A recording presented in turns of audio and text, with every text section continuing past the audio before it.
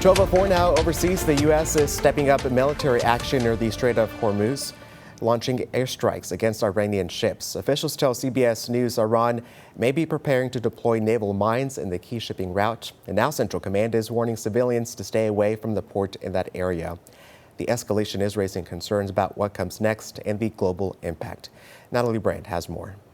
The U.S. military says as of this morning, it has struck more than 5,500 targets inside Iran, including more than 60 ships.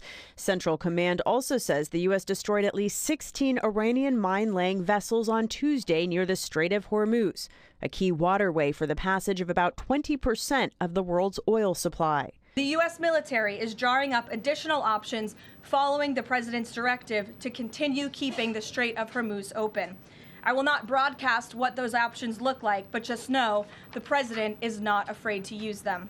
Iran is also hitting back by air. Suspected Iranian drones struck at least 3 ships in and around the strait overnight. The Strait of Hormuz is a classic what we call maritime choke point. Shipping experts have sounded the alarm about continued impacts. Well, I think the important thing to remember is even if we open up the strait tomorrow and go back to normal traffic, you've already caused a disruption. It's going to take weeks to get everything back into order.